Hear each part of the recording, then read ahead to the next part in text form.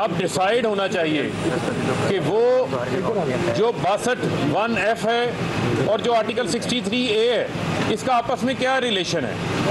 तो ये बड़ा ज़रूरी है पाकिस्तान की जमहूरी अमल की कॉन्टीन्यूटी के लिए, जमहूरी अमल के प्रोसेस को मजबूत करने के हवाले से, कि इसकी जो है वो सुप्रीम कोर्ट के अंदर इसकी तशरीह होनी चाहिए। और आज बड़ा वादे नज़र आ रहा है, इसी आला अदलिया के अंदर कतरी खत जैसा मजाक पेश किया गया, इसी आला अदलिया के सामने जो है वो जाली ट्रस्ट डीड कैलबरी फंड के सामने जो है वो पेश की जाती रही।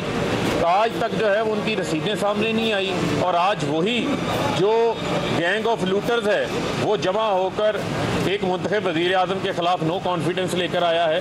तो मैं समझता हूँ कि सुप्रीम कोर्ट इसके अंदर इसको बड़ी डिटेल से इसका जो है वो जायज़ा लेगी, और हम उम्मीद करते हैं कि ऐसी इंटरप्रिटेशन आएगी जिससे इनका रास्ता हमेशा हमेशा के लिए, इन ज़मीन फरोशों का रास्ता रुक जाएगा।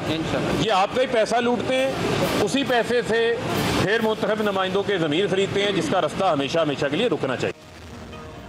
अस्सलामुअलैकुम नाज़रीन, एक्सपर्ट्स पे मैं आपके साथ नबीला सिंधु। आज के पैनल का तारुफ करा दूं। पैनल में शामिल होंगे अयाज खान साहब, आमिर इलियास राना साहब, एक्सप्रेस न्यूज़ के नुमाइंदे अकील अफजल, और कानूनी राय के लिए हमारे साथ मौजूद होंगे जस्टिस रिटायर्ड शायक उस्मानी साहब।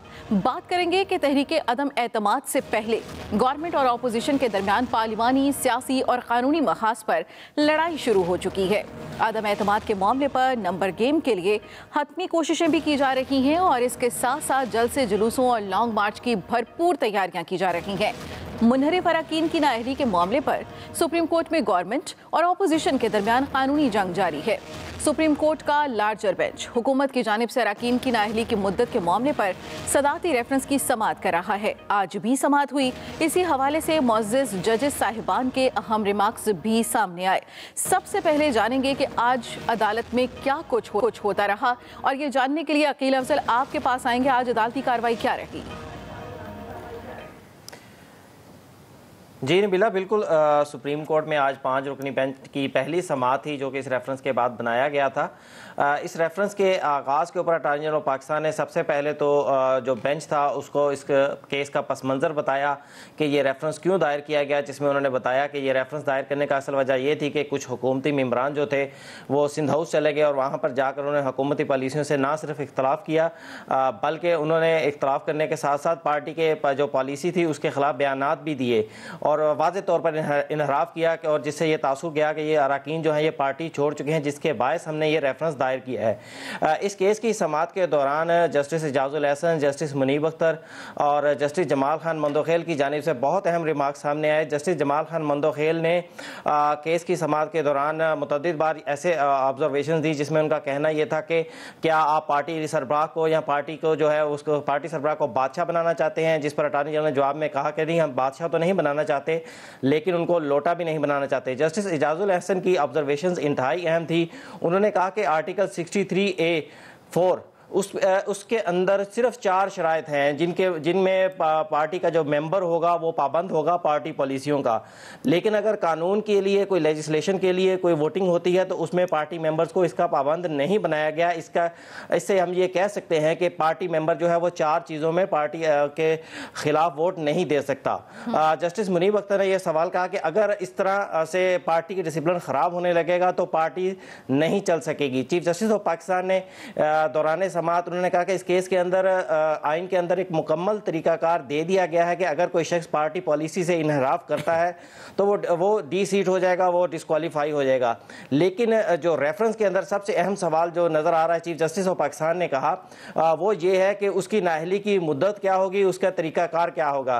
तरीकाकार के हवाले से भी आज चीफ जस्टिस ऑफ पाकिस्तान का ये कहना था कि उसके हवाले से 63A(4) जो है उसमें बिल्कुल वाज़ेह है कि इलेक्शन कमीशन उसको डी सीट कर देगा। लेकिन जस्टिस मज़हर आलम मियां खेल ने अटॉर्नी जनरल से यह सवाल किया कि अगर आप लाइफ टाइम डिस्क्वालिफिकेशन का मौक़िफ़ अपनाते हैं तो हमें बताएं कि ये आइन के आर्टिकल के किस आर्टिकल के अंदर ये लिखा है कि पार्टी पॉलिसी के खिलाफ वोट देने वाला जो मेंबर होगा वो लाइफ टाइम डिस्क्वालीफाई हो जाएगा। जिस पर अटॉर्नी जनरल ने मौक़िफ़ अपनाया कि इस जो डिस्क्वालिफिकेशन का जो क्लास है उसकी जो हेडिंग है वो वही डिस्क्वालिफिकेशन से शुरू होती है, और सुप्रीम कोर्ट ने नवाज शरीफ केस के उसके अंदर ये वाज़े तौर पर ये लिखा है कि क्योंकि उस डिस्क्वालिफिकेशन के अंदर कोई भी ओहदे मियाद नहीं थी, इसलिए उसको लाइफ टाइम डिस्क्वालीफाई किया जाएगा, जो एक दफ़ा भी नाअहल हो जाएगा। इसलिए हमारा मौक़िफ़ है कि सुप्रीम कोर्ट के उस फैसले की रोशनी में, नवाज शरीफ के फैसले की रोशनी में, यहाँ पर भी जो मेंबर एक दफ़ा नाअहल हो जाएगा वो ताहयात जो है वो नाअहल ही तस्वुर किया जाएगा, वो उसके बाद दोबारा इलेक्शन नहीं लड़ सकता। सियासी जमातों की जानिब से भी जवाब जमा कराया गया है, क्या मौक़िफ़ अपनाया गया है उनकी तरफ से? देखें, पीपल्स पार्टी, पाकिस्तान तहरीक इंसाफ, नून लीग और JUIF की जानिब से ये जवाबात जमा कराए गए हैं। पीपल्स पार्टी, नून लीग और JUIF, ज़ाहिरी बात है अपोजिशन की जमातें हैं, उनकी जानिब से यही मौक़िफ़ अपनाया गया है कि जो पार्टी पॉलिसी के ख़िलाफ़ जो वोट देने वाला कोई मेंबर होगा उसकी नाअहली तो आइन के अंदर मौजूद है, लेकिन वो लाइफ टाइम नहीं होगी। लेकिन दूसरी जानिब जो सुप्रीम कोर्ट बार की जो मौक़िफ़ है वो इंतहाई अहम है। उनकी जानिब से भी यही मौक़िफ़ अपनाया गया है कि जो वोट पार्टी पॉलिसी के खिलाफ वोट दिया जा सकता है, लेकिन उन्होंने सुप्रीम कोर्ट में ये जो सदारती रेफरेंस है उसके ऊपर एतराज़ उठाया है कि सुप्रीम कोर्ट को इसकी समाअत नहीं करनी चाहिए, क्योंकि आइन का आर्टिकल 63A जिसके तहत ये नाअहली हो जाएगी या डी-सीट हो जाएगा, उसकी अपील, उसके खिलाफ उसका फैसला तो इलेक्शन कमीशन करेगा, लेकिन जो भी अग्रीव पार्टी होगी वो इलेक्शन कमीशन के फैसले के खिलाफ सुप्रीम कोर्ट जाएगी और अल्टीमेटली सुप्रीम कोर्ट ही फैसला करेगी कि इलेक्शन कमीशन का जो फैसला है वो सही है या नहीं दुरुस्त। और सुप्रीम कोर्ट बार का ये कहना है कि अगर सुप्रीम कोर्ट आज ये सारी चीज़ें तय कर देती है तो फिर ये इलेक्शन कमीशन का फोरम और उसके बाद जो सुप्रीम कोर्ट का जो फोरम होगा वो चीज़ के पाबंद हो जाएंगे कि सुप्रीम कोर्ट के फैसले की रोशनी में अपना फैसला करें, और वो आज़ादाना फैसला नहीं कर सकेंगे।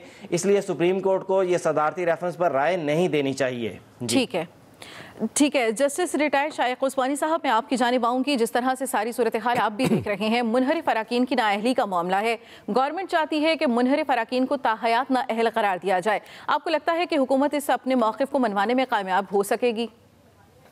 मुझे तो मालूम होता है कि ऐसा नहीं होगा, क्योंकि इसमें कोई किस्म का लॉजिक नहीं है। क्योंकि अगर ये हो जाए कि एक शख्स अगर अपनी पार्टी की पॉलिसी के खिलाफ कहीं वोट देता है एक दफ़ा, तो फिर वो सारी ज़िंदगी के लिए सियासत से अलग हो जाए, तो ये तो मेरे ख्याल में सरासर नाइंसाफ़ी होगी और इंसानी हुकूक के बखिलाफ होगा। क्योंकि लोग अपनी पार्टीज बदलते हैं, अपने रिजर्वेशन होती हैं उनकी।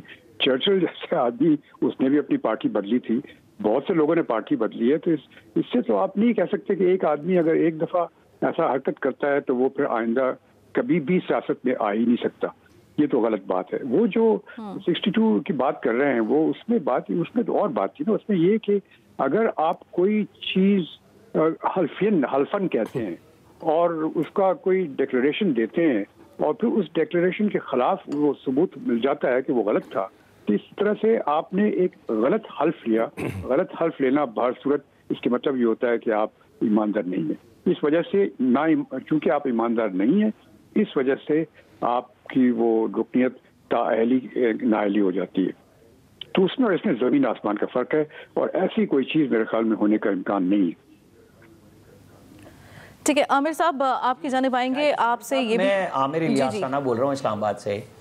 तो मैं पूछना ये चाह रहा हूँ, जैसे आपने बड़ी क्लैरिटी से ये बात कर दी, इस वक्त गवर्नमेंट जो बज़ाहिर अपना मुद्दा लेके आई है और उनका सारा जोर अदलिया के कांधे पे ये खेलने के लिए है कि जो उनके अरकान मुनरिफ हुए हैं वो सारी ज़िंदगी के लिए मतलब नाअहल कर दिए जाएं। अदलिया से वो ये सवाल कर रहे हैं, चूँकि 62(1)(f) में तो अदलिया ने एक लाइन ली कि उसके अंदर मुद्दत का तयन नहीं है तो हम कर देते हैं कि सारी ज़िंदगी के लिए है। यहाँ पे एक 63A है और फिर उसकी सेक्शन 4 है जो आपने भी कही, और उसके अंदर सज़ा दे दी गई कि जी आप डी सीट हो गए, और डी सीट होने का पूरा प्रोसेस भी दे दिया गया, स्पीकर और फिर जनाब इलेक्शन कमीशन, और इलेक्शन कमीशन के बाद सुप्रीम कोर्ट में अपील भी। अच्छा, तो ये कैसे कह सकते हैं आपके 62(1)(f) में तो सुप्रीम कोर्ट ने चूंकि अपील का हक भी नहीं दिया जिसके खिलाफ सजा हुई, और उसको हतमी तौर पे जिसमें 2 लोग वाज़े तौर पे नवाज शरीफ और जहांगीर तरीन सामने आ गए। तो ये किस तरह होगा? जजेस साहिबान के जो रिमार्क्स आई, ऑब्जर्वेशन आए, उसमें ज़ाहिर स्प्लिट भी होता है और जजेस कहते हैं कि हमारे क्वेश्चन का मतलब ये नहीं होता कि हम कोई फैसला दे रहे हैं, हम अपने समझने के लिए जो साइलिन हैं और जो वकला हैं उनसे पूछते हैं। तो आपके ख्याल में जिसके अंदर कोई अबहाम ही नहीं है, एम्बिग्विटी नाम की चीज़ ही नहीं है, उसकी आइन के अंदर दी गई है, किसी रूल्स या कानून का सहारा नहीं लिया गया, तो ये सदारती क्वेश्चन कैसे इन्होंने डाल दिया? ये आप मुझसे पूछ रहे हैं? जी जी जी जी। अच्छा देखिए, इसमें सदारती रेफरेंस तो लाने का मकसद जो है वो सियासी है। इसका मकसद कानून की तशरीह करना नहीं है।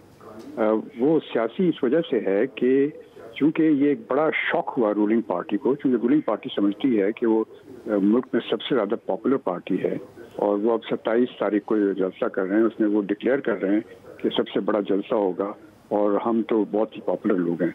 तो उनके लिए बहुत ही शौक था कि कुछ लोग उनसे मुकर जाएं, अलग हो जाएं। अब उसको हटा, उन लोगों को सज़ा देने के लिए, वो तो सज़ा तो मिलेगी अगर वो वोट करते हैं खिलाफ, वो ऐसी सज़ा देना चाहते हैं कि लोग खाइफ हो जाएं, डर जाएं। अगर किसी ऐसी चीज़ हो जाए, सुप्रीम कोर्ट इस नतीजे में पहुंची कि ये हमेशा के लिए हो जाएगी, तायात हो जाएगी, तो जितने लोग हैं वो तो खौफ से बैठ जाएंगे। चूंकि सियासतदान का तो काम होता है कि सियासत में रहें, और अगर सियासत में नहीं रह सकते तो उनके लिए कोई चीज़ नहीं है। तो ये इस वजह से किया है। इसके मकसद सिर्फ सियासी हैं, इसका मकसद कोई और लीगल मकसद नहीं है। ये चाहते हैं कि किसी तरीके से इन लोगों को कोई मौका ना मिले कि प्रेजेंट हुकूमत को डिसीट किया जाए। जी शाकिर उस्मानी साहब, अयाज खान बोल रहा हूँ। मैं दो चीज़ें आपसे पूछना चाह रहा हूँ।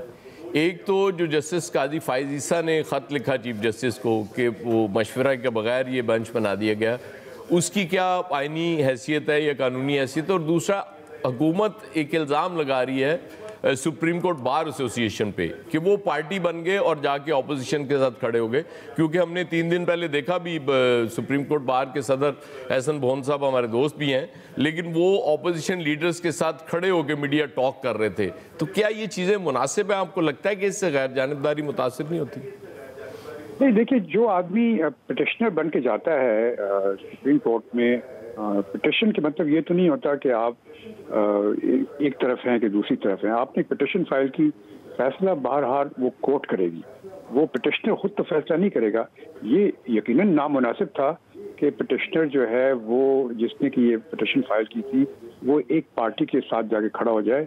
वो यकीनन नामुनासिब चीज़ थी, नहीं करनी चाहिए थी टेक्निकली वो। लेकिन उससे ये नहीं जाहिर होता कि यहाँ पे कोई तासुब है या कोई असरअंदाज हो रहा है या जानबूझ के की गई है या किसी के कहने पे की गई है। मेरे ख्याल में दैट इज ये पॉसिबल नहीं है। सुप्रीम कोर्ट बार एसोसिएशन बड़ी स्ट्रॉन्ग बार होती है और उसके अंदर बड़े सीनियर वकला होते हैं, और ऐसी कोई बात नहीं। ये यकीनन नामुनासिब था एहसन बोन के लिए जाके खड़े हो जाए। और जस्टिस काजी फाइज ईसा साहब का लेटर के हवाले से, अच्छा, वो लेटर के मुतालिक फाइज ईसा साहब का जो लेटर है वो, उसमें देखिए 2 चीज़ें हैं उसमें। एक तो ये चीज़ है, वो ये कहते हैं कि जब बेंच कॉन्स्टिट्यूट की आपने एक इतना इम्पोर्टेंट केस सुनने के लिए, तो आपको ज़रूरी था कि आप जो सीनियर जजेस हैं उनको कंसल्ट करें। और ये चूँकि फाइज साहब अब सीनियर मोस्ट जज हैं चीफ जस्टिस के बाद, तो उनको कंसल्ट नहीं किया गया। दूसरी बात उन्होंने ये कही कि आपने जो मेंबर जो बनाए हैं उनके, वो सब जूनियर मेंबर्स बनाए, आपको सीनियर मेंबर भी होना चाहिए था उसके अंदर, वो आपने नहीं रखा। अब ये सब चीज़ें जो उन्होंने कही हैं, ये कन्वेंशन यकीनन है सुप्रीम कोर्ट की, जब लेकिन जो उसूलन सुप्रीम कोर्ट के रूल्स के तहत कॉन्स्टिट्यूशन ऑफ बेंच जो होती है, जो किसी केस को सुनने के लिए, उसमें चीफ जस्टिस का प्रोरोगेटिव होता है कंप्लीट, जो उसको उर्दू में मुझे उसका लफ्ज मालूम नहीं प्रोरोगेटिव का, कि वो उनका प्रोरोगेटिव होता है। इस्तेकाक शायद उस्मानी साहब, जी हाँ, उनका वो उनका ये राइट होता है कि वो किसी को कोई भी बेंच बना दें। ये उनका रूल्स में उनके लिए मौजूद है। लेकिन कन्वेंशन ये है, जो ट्रेडिशन ये है कि ऐसा करना चाहिए जैसे फाइज ईसा साहब ने कहा। दूसरी बात जो फाइज ईसा साहब ने कही थी वो ये थी, उन्होंने कहा था कि ये जो दोनों चीज़ें सुन रहे हैं सुप्रीम कोर्ट, जो सुप्रीम कोर्ट की पिटिशन और दूसरी जो रेफरेंस है, दोनों एक साथ सुन रहे हैं, ये मुनासिब सही नहीं है। क्योंकि जहाँ तक के सुप्रीम कोर्ट की जो पिटिशन है बार एसोसिएशन की, वो तो आती है अंडर आर्टिकल 184(3), जो कि एक ओरिजिनल जुरिस्डिक्शन है, और दूसरी जो रेफरेंस है वो 186, जो कि एडवाइजरी जुरिस्डिक्शन है। तो मुख्तलिफ जुरिस्डिक्शन हैं, और इन दोनों को जुरिस्डिक्शन को कभी मिक्सअप नहीं किया जाता उसूलन टेक्निकली। ये तो उनकी टेक्निकल ऑब्जेक्शन सही है हर लिहाज से। ठीक है, जस्टिस रिटायर्ड शाइख उस्मानी साहब, आप स्पोर्ट्स के लिए अपना कीमती वक्त निकाला, हम आपके शुक्रगुजार हैं। हुकूमत के मौक़िफ़ को कितनी तक़वियत मिलेगी, इस हवाले से आपने एक्सपर्ट्स की राय जानी। जल्द से जुलूसों का क्या इम्पैक्ट होगा, इस पर भी एक्सपर्ट्स की राय लेंगे, लेकिन इस ब्रेक के बाद साथ रहिएगा। मैं ये चाहता हूँ कि सारी मेरी कौम 27 तारीख को मेरे साथ निकले, सिर्फ एक पैगाम देने के लिए कि हम बदी के साथ नहीं हैं, हम बदी के खिलाफ हैं। हम इस मुल्क में ये जो जुर्म हो रहा है, मुल्क की जमहूरियत के खिलाफ, कौम के खिलाफ, अवाम के खिलाफ, कि आप चोरी के पैसे से पब्लिक के नुमाइंदों के ज़मीर खरीद रहे हो, कौम इसके खिलाफ है। और मैं चाहता हूँ कि कौम निकले मेरे साथ 27 तारीख को, और सारे पाकिस्तान को पता होना चाहिए कि आगे से किसी की जरूरत नहीं होनी चाहिए कि इस तरह हॉर्स ट्रेडिंग करके इस मुल्क की जमहूरियत को और कौम को नुकसान पहुंचाए। तो नाज़रीन, ये थे वज़ीर आज़म इमरान खान साहब, जिन्होंने आज कौम के नाम अहम वीडियो पैगाम जारी किया जो सरकारी टीवी पर नशर किया गया। 1.5 मिनट के पैगाम में वज़ीर आज़म ने कुरान मजीद की आयात का हवाला दिया, कौम से अपील की कि वो बुराई के खिलाफ उठ खड़े हों, अच्छाई का साथ दें और 27 मार्च को इस्लामाबाद पहुँचें। लेकिन हैरान कुन तौर पर वज़ीर आज़म समेत पूरी गवर्नमेंट तहरीक अदम एतमाद के लिए नंबर्स पूरे करने के बजाय 27 मार्च के जलसे पर जोर लगा रही है और इसे अपने लिए रेफरेंडम, अवाम का एतमाद या अदम एतमाद करार दे रही है। इसी हवाले से एक्सपर्ट्स के लिए सवाल कि क्या जलसों से तहरीक अदम एतमाद को नाकाम बनाया जा सकता है। आमिर इलियास राना साहब, आपसे इसका आगाज़ करेंगे। इस तरह से तहरीक अदम एतमाद नाकाम हो जाएगी क्या?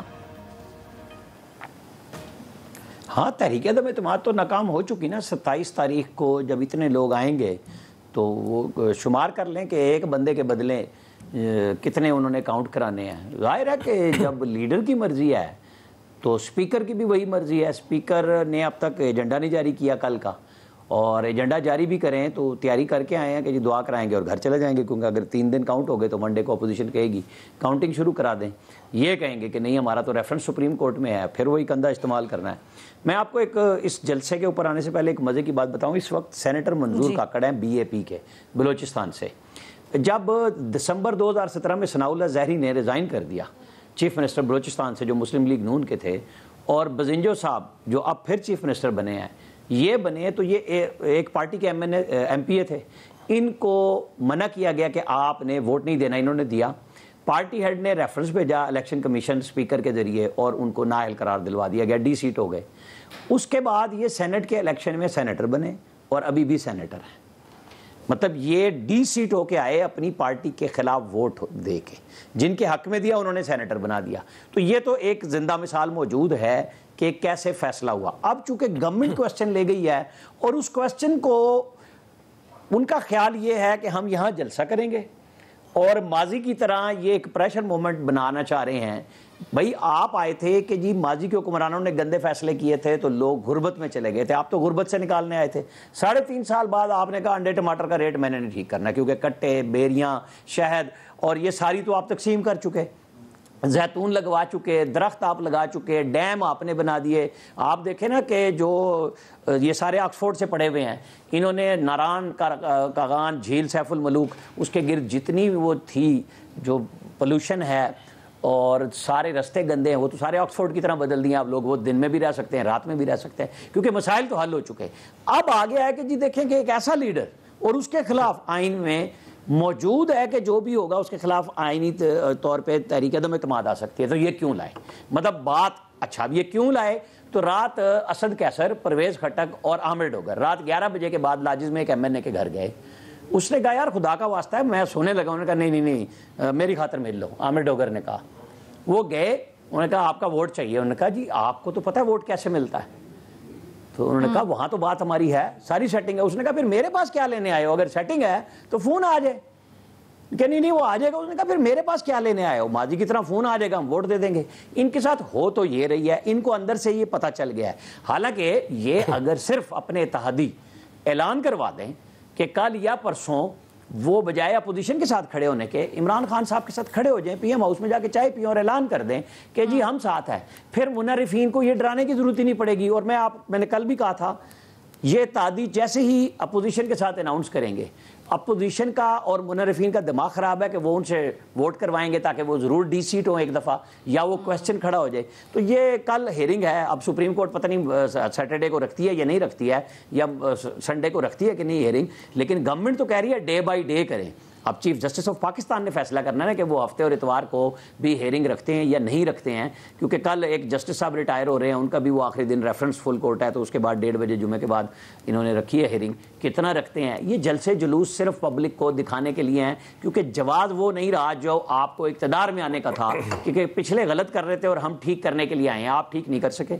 हर रोज़ महंगाई बढ़ रही है, ठीक है कि कुछ दिनों से मीडिया पे बहस तहरीक अदम एतमाद पे हो रही है, लेकिन जनाब डॉलर कहाँ पहुँचा हुआ है और डॉलर के नतीजे में महंगाई कहाँ पहुंची है, वो मुझे और आपको फेस करनी है। ना इन सियासतदानों को कुछ पता चलता है, इन्होंने लैंड क्रूजरों से निकलना है, इस गाड़ी से निकलना है, दूसरी गाड़ी में बैठ जाना है। मसला तो आवाम का है जिसके लिए आप आए थे और वो ठीक नहीं कर सके। ठीक है, अवाम से ही निकलने की अपील की जा रही है। मोहम्मद इलियास साहब, आपसे ये सवाल है कि नून लीग ने पहले 24 मार्च को जलसा करने की और लॉन्ग मार्च करने का ऐलान दिया, फिर उसके बाद 26 मार्च को कर दिया। ये जो 2 दिन का डिले किया जा रहा है, किस हिकमत अमली के तहत किया जा रहा है?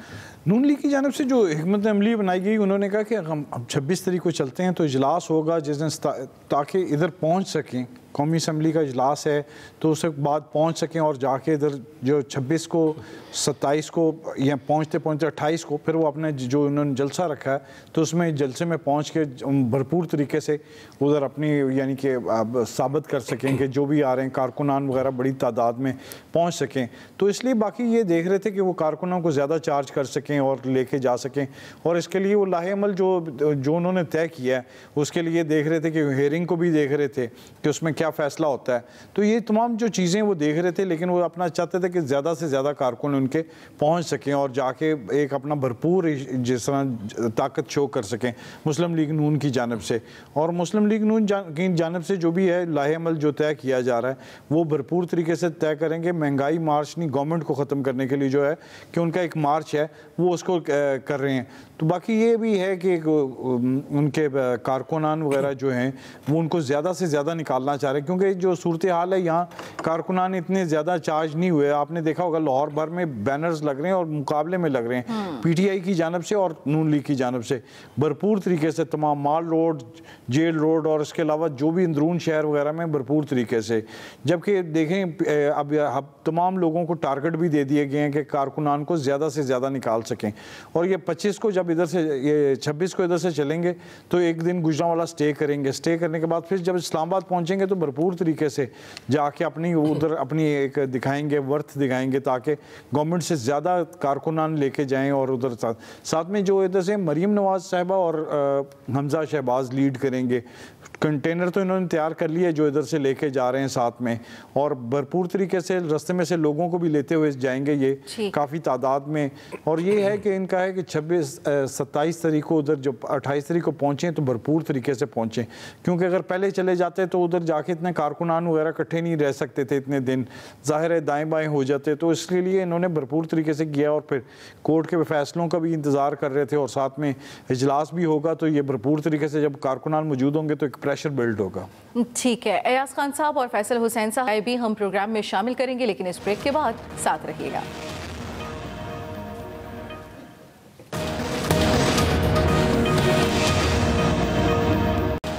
Welcome back. फैसल साहब, आपकी जानिब आऊँगी। एमक्यूएम और पीपल्स पार्टी की मुलाकात हुई, मुलाकात का भी खासा चर्चा है और साथ ही साथ मुआहदा भी कोई तय पा गया है और उस मुआहदे का भी चर्चा है, लेकिन खुफिया रखा जा रहा है। जब मेल मुलाकातें की जा रही हैं, मुआहदे किए जा रहे हैं, तो फिर खुफिया रखने की वजूहात क्या हैं? देखिए, थोड़ा सा मुझे आप टाइम दीजिएगा, मैं आपको इसकी तफसीलात और बैकग्राउंड बताऊँ। बुनियादी तौर पर जो एमक्यूएम का जो वोट बैंक है, जो उसका अपना हल्का है, कॉन्स्टिट्यूंसी है, पीपल्स पार्टी के हवाले से जो माहिदा होने जा रहा है उसको बहुत ही शदीद नौइयत की जो है वो एक मुज़ाहमत का और मुखालफत का जो है उसको सामना करना पड़ रहा है। तो उसके अपने हल्के और हल्का अहबाब और वोटर ये समझते हैं कि जो पार्टी पे चंद अफराद का कब्ज़ा है वो अपने ज़ाती मफादात को सामने रखते हुए ये माहिदा कर रहे हैं। अब वो मुख्तलिफ नौइयत के सवाल उठा रहे हैं जो मंतकी एतबार से जो है सवालात में जो है वो बहुत वजन है।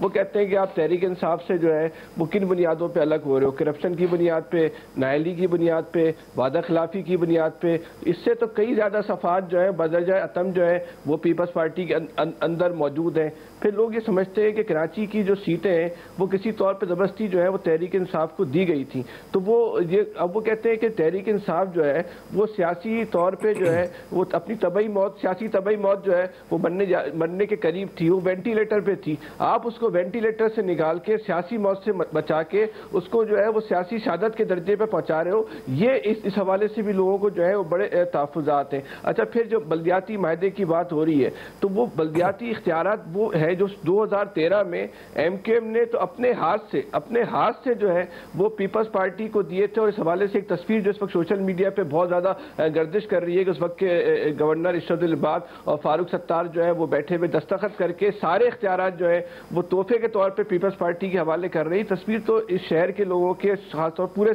शहरी इलाके, सिंध की जो शहरी इलाके, उनके सीने में किसी जहरीले खंजर की तरह जो है वो घुस रही है। तस्वीर जैसे जैसे देखते हैं वो आग बगोला हो रही तस्वीर देख के कि आपने तो खुद इख्तियार दिए। अच्छा, जब आप ये इनसे मायदा करने जा रहे हो तो जो 13 साल तक पीपल्स पार्टी का इस शहर के साथ रवैया रहा, जिस पे पूरे पाकिस्तान के लोगों ने एहतजाज किया, शोर मचाया, हर जगह से आवाज उठी, आप उसके हर जुर्म को और हर इस शहर के साथ जो उसकी मुतासाबाना पॉलिसियां थी उसको आप रेगुलराइज करने जा रहे हो।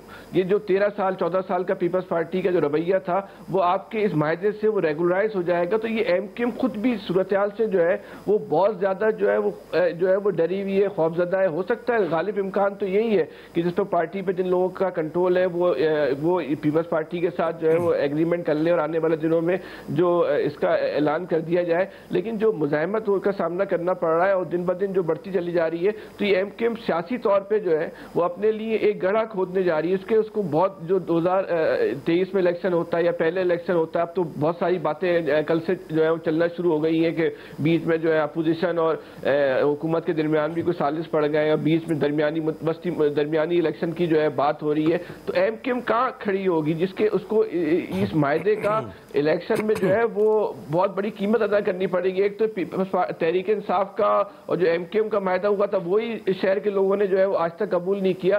पीपल्स पार्टी के साथ मायदा तो समझ लें कि वो एक बहुत खतरनाक सूरत हो जाएगी। इस बात को समझने की जरूरत है। भुट्टो दौर से, अभी का मसला नहीं है, भुट्टो दौर से सिंध के शहरी इलाकों के अवाम पीपल्स पार्टी को इन शहरी इलाकों की एक मुखालिफ जमात समझते हैं। वो समझते हैं हमारी दुश्मन जमात है और हर इलेक्शन में वोट के जरिए किसी भी सियासी हवाले से वो अपने रद्द अमल का इजहार करते रहते हैं। पीपल और जो MQM पे जो इतना बड़ा तंजीमी बहरान आया था उसकी भी सबसे बड़ी वजह ये थी जो 5 साल तक पीपल्स पार्टी और MQM का जो मायदा रहा था 2008 से 2013 तक, उसकी बहुत बड़ी कीमत MQM को तंजीमी बहरान अदा करनी पड़ी जो आज तक किसी न किसी शक्ल में जो है वो मौजूद ही है। तो ये अगर मायदा MQM करती है तो इसलिए एक बहुत बड़ी जो है इसको सियासी कीमत पे करनी पड़ेगी। जी आमिर साहब, छोटी सी बात पूछनी है कि MQM जिस मखमसे में MQM गिरफ्तार है उससे ज्यादा तो मुझे आप लग रहे हैं। आपने ये भी कह दिया कि जी PTI के साथ गए तब मर गए क्योंकि उनसे सीटें ले ली थी। पीपल्स पार्टी में जाते हैं तो गड़ा है भाई, आप उनको बताएं गड़े और खाई में से निकल के कहाँ जाएं। नहीं, आप अपने जो आपका सवाल बहुत ज़्यादा वैलिड है, अगरचे आप करते नहीं संजीदा बात पहली दफ़ा आपके मुंह से सुनी। देखें इशू क्या है, आप इस शहर से जब आप वोट लेते हैं, अब जब ये दावा करते हैं कि हमें शहर के नुमाइंदा जमात हैं, तो आपको इस शहर पे के साथ होने वाले मजालिम और शहर के लोगों के लिए आवाज़ उठानी चाहिए। ये जो आप तकरीबन 4 साल तक तहरीक इंसाफ के साथ जो मायदा करते बैठे रहे, जो वफाक का रवैया शहर के शहरी इलाकों के साथ रहा, आपकी ज़बान बंद रही, आप खामोश रहे। भाई ज़रूरी है कि आप इक़्तिदार में जाओ, ये कहीं लिखा हुआ है कि MQM ने हर इक़्तिदार में हर हुकूमत का हिस्सा बनना है। आप जाएं बैठे हैं पोजीशन में, हर वक्त आप इक़्तिदार के मजे लूटने में क्यों, आपका वतीरा है कि आपने इक़्तिदार का मजा लूटना है, आप बगैर झंडे वाली गाड़ियों के नहीं रह सकते। ये सियासी जमातें क्या लिखवा कर आती हैं? भाई मुस्लिम लीग भी तो इतने साल जो है वो इक़्तिदार में, उसके पास भी बहुत सारे ऑप्शन होंगे और जमातों के पास भी तो ऑप्शन होंगे, आप पोजीशन में बैठी हैं। लेकिन MQM, अच्छा आप अभी जाके बैठ जाए पोजीशन में कि इमरान खान के साथ भी इक़्तिदार के मजे लूटने, पीपल्स पार्टी के साथ भी इक़्तिदार के मजे लूटने, मुस्लिम लीग नून के साथ भी इक़्तिदार के मजे लूटने, अपोजिशन में क्यों नहीं बैठ सकते भाई आप? अच्छा, इक़्तिदार में जाने का मतलब ये होता है कि आपकी जबान बंद हो गई, आपके हाथ पैर जो है वो बांध दिए गए। तो आपको तो ये इशू नहीं है शहर का, अपने वोटरों का, आपका इशू तो जो है जो इंजॉयमेंट है, स्टेटस आपने इंजॉय करना है, आपने झंडे वाली गाड़ी एंजॉय करनी है, उसके लिए आप जो है शहर का भी सौदा करते हो, आप अपनी कौम का भी सौदा करते हो और करे चले जा रहे हो, कहीं आप स्टॉप लगाने को तैयार ही नहीं हो। और झंडे के साथ डंडा भी होता है। चलो ठीक है, झंडे के साथ डंडा भी होता है। ठीक है, एजेंडे की तरफ वापस आएंगे। मुझे तो जवाब मिला नहीं, मैंने तो बड़ा संजीदा सवाल किया था। चले वो प्रोग्राम के बाद आप उनसे गुफ्तगू कर लीजिएगा। ठीक है अयाज साहब, हम जिस तरह से बात कर रहे थे कि जलसों से तहरीक अदम एतमाद को नाकाम बनाने की कोशिश की जा रही है, तो आपको लगता है कि तहरीक अदम एतमाद इस तरह की प्रेशर गेम से नाकाम हो जाएगी? देखिए, पॉलिटिकल पार्टीज ज़ाहिर है मुख्तलिफ ऑप्शन यूज़ कर रही होती हैं जब अटैक कर रही होती है ना। PMLN ने जब अटैक करना शुरू किया था इस गवर्नमेंट पे, तो वोट को इज्जत दो के नाम से उन्होंने अटैक करना शुरू किया था। और वो आपको याद होगा, मरीम नवाज साहबा से एक दफ़ा पूछा गया था कि जी वो उन्होंने कहा कि जरदारी साहब कहते हैं परवेज़ इलाही साहब को पंजाब का चीफ मिनिस्टर बना दें, लेकिन कायद नवाज शरीफ साहब ने कहा कि कुछ हो जाए हम कॉम्प्रोमाइज़ नहीं करेंगे, हमारी जंग सिर्फ वोट को इज्जत देने के लिए। इसलिए वो बड़ी मीम्स भी चल रही हैं आजकल। उसके बाद वो वोट को इज्जत जब मिल गई, उनको समझ आ गई कि अब हमारी इज्जत काफ़ी हो गई है और वो जो दूसरी तरफ थे हमारी तरफ आ गए हैं, तो बस ठीक हो गया। उसके बाद वो वोट को इज्जत दो वाला बयानिया ख़त्म हो गया। आज कुछ और चल रहा है, इज्जत किसी और चीज़ को देने की बात हो रही है। PMLN अब क्या कर रहे हैं? PMLN अब ये PTI क्या कर रही है? PTI एक तो वो जो जैसे बिल्कुल वो आमिर ठीक कह रहे थे, जस्टिस शाइक उस्मानी भी वो बात कर रहे थे कि आप जब सुप्रीम कोर्ट में गए तो उन प्रेशर डालने के लिए उन मुनहरिफ अरकान के ऊपर कि उनको अगर ये खौफ हो जाए कि जी ताहयात नाहल हो जाएंगे तो शायद वो तौबा कर लें और वापस मुड़ जाएं, वहाँ तक ना जाएं। जलसों का भी यही है। ज़ाहिर है इमरान खान साहब को अगर नज़र आ रहा है कि अल्टीमेटली गवर्नमेंट मेरी जानी है, तो वो इलेक्शन मोड पे जा चुके हैं। वो जलसे इसीलिए कर रहे हैं। अब PMLN JUI मुत्तहदा अपोजिशन भी बंदे इकट्ठे कर रही है, इधर गवर्नमेंट भी।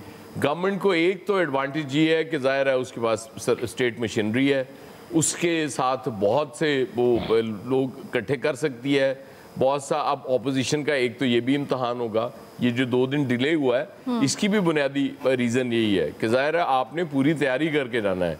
ये ना नज़र आए कि जी वहाँ PTI तो इतना बड़ा जलसा कर दे और आपके लोग उस तरह ना हो, तो फिर ज़ाहिर है एक जंग तो जीत जाएगी PTI।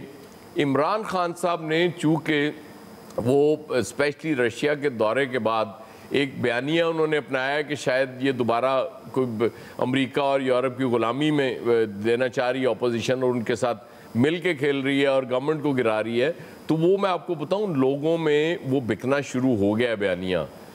ऑपोजिशन के लीडरान मुख्तलिफ जगहों पे फ़ोन्स करके पूछ रहे हैं कि ये अवाम का मिजाज क्या है, लोग किस तरह से सोच रहे हैं, इमरान खान को किस तरह से रिस्पॉन्ड कर रहे हैं। तो ये रिपल्स आर देयर। वो भी इस हवाले से थोड़े से परेशान ज़रूर हैं क्योंकि आप तो बयानिए अपने मुसलसल बदलते रहे, आपकी आपस की भी लड़ाइयाँ रहीं, अब वो चीज़ें सारी खुल के फिर सामने आ जाती हैं ना। तो उसमें इमरान खान साहब की महंगाई बिल्कुल लोग आज भी कह रहे हैं, आज भी शायद ऑयल या घी फिर महंगा हुआ है, वो सारी चीज़ें अपनी जगह ठीक है, लेकिन इसके बावजूद इनमें दूध का धुला तो कोई भी नहीं है, बिल्कुल इंक्लूडिंग इमरान खान साहब। तो लिहाजा ये लड़ाई बड़ी दिलचस्प है और ये मंतकी अंजाम तक पहुँचते पहुँचते मनाजिर बहुत तब्दील होते जाएंगे। बस आप देखते जाएं और एंजॉय करें इन्हें, इसमें टेंशन वाली कोई बात नहीं। ठीक है आमिर साहब, देख तो हम ये भी रहे कि वज़ीर आज़म इमरान खान साहब जो हैं वो काफ़ी पूरे एतमाद हैं और साथ ही साथ वो बयान भी देते हैं कि ये गेम हम ही जीतेंगे। इत्तेहादी अभी तक वाज़े तौर पर सामने नहीं आए। आपको क्या लग रहा है वज़ीर आज़म इतने पूरे एतमाद क्यों हैं? आप ये सवाल पूछ के आमिर साहब को टेंशन दे रही है। जीत तो वो चुके हैं, वो कब हारे हैं? वो हमेशा से जीतते हैं। उन्होंने अनाउंस कर दिया है, वो इत्तेहादियों के पास तो नहीं ना जा रहे, अब उनकी टीम जा रही है और वो लोगों को यकीन दिला रही है। तो इत्तेहादी कहाँ बैठे हुए थे? वो फैसल साहब ने ट्वीट भी किया था कि वो जो है ना प्यासा कुएं के पास चला गया, नहीं कुआं प्यासे के पास आ गया।